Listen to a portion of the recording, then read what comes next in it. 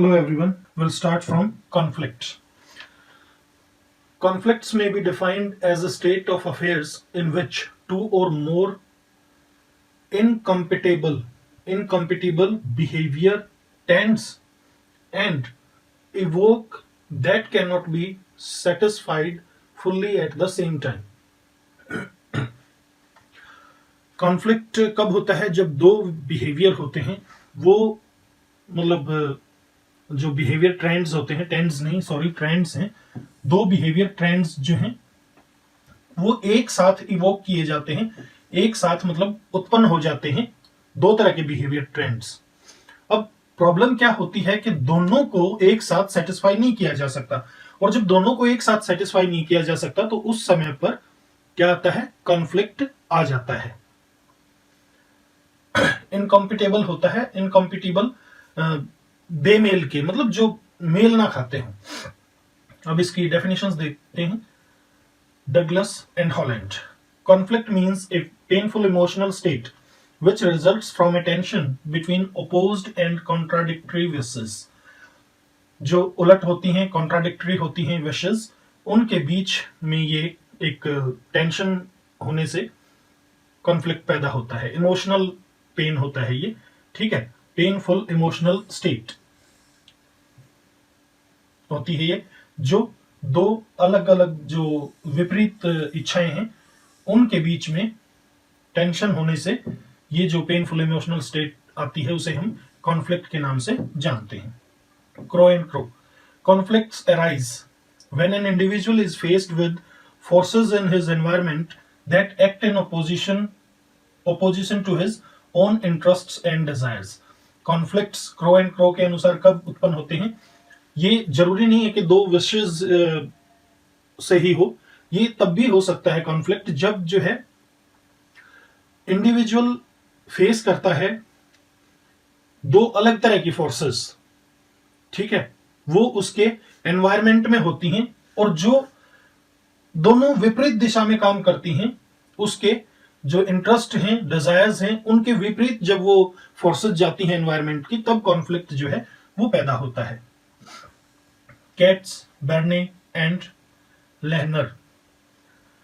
Psychologically, conflict is a state of tension brought by the presence in the individual of two or more opposing desires. ये किसके द्वारा उत्पन्न किया जाता है? ब्रॉट किया जाता है प्रेजेंस के द्वारा। प्रेजेंस किस चीज की? किसी भी इंसान के अंदर किस चीज की प्रेजेंस? दो या दो से ज्यादा जो ओपोजिंग डिजायर्स होती हैं उनकी जब प्रेजेंस होती है किसी इंसान के अंदर, यानी दो विपरीत तरह की जब भी इच्छाएं, विशेस, डिजायर्स ये आ जाएंगी तो उस टाइम पे जो है कॉन्फ्लिक्ट होगा। इसमें कहा है ये Katz, Berne and Lehner opposing desires, और डगलस एंड हॉलैंड ने क्या कहा है? Contradictory, opposed and contradictory wishes. इन्होंने डिजायर वर्ड यूज नहीं किया है, इसने डिजायर वर्ड यूज किया है। तो इस तरह से आप डिफरेंस अपना देख सकते हो। फिर है Schafer. Conflict may be defined as a state of affairs in which two or more incompatible behavior trends are evoked that cannot be satisfied fully at the same time. जो हमने स्टार्टिंग में पढ़ा था वही चीज ये यहां पर कह रखी है। Coleman. A conflict is the anticipated frustration. Anticipated frustration और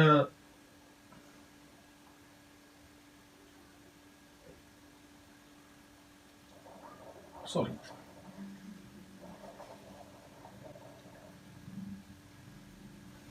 एंटीसिपेटेड होती है, एक्सपेक्टेड मतलब आप कह सकते हो, एक्सपेक्टेड फ्रस्ट्रेशन होती है ये, मतलब उपेक्षित होती है कि हाँ भाई ये तो होगी। Conflict is the anticipated frustration entailed in the choice of either alternatives. entailed आवश्यक हो जाती है, जरूरी हो जाती है, क्या?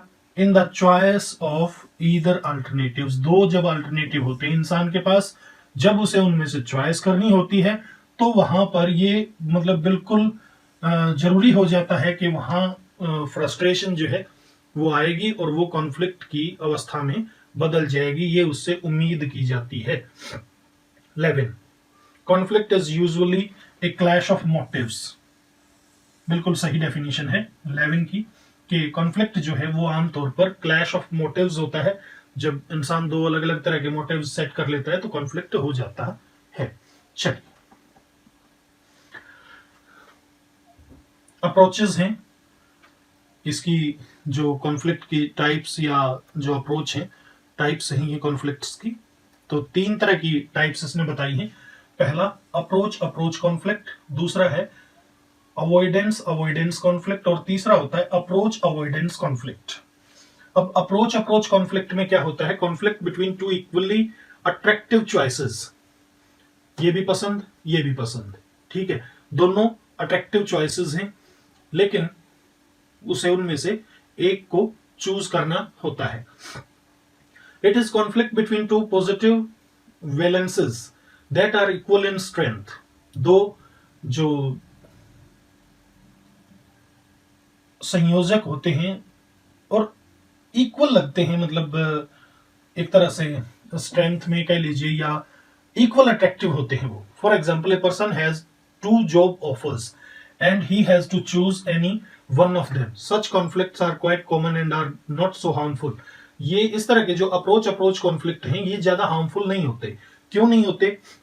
क्योंकि दोनों पॉजिटिव चॉइसेस होती हैं और उनमें से एक चुननी होती है, ठीक है, और ये बहुत कॉमन होते हैं, ऐसे सिचुएशंस कई बार आती हैं। और हार्मफुल क्यों नहीं होते? Because after selecting one the other automatically loses its importance.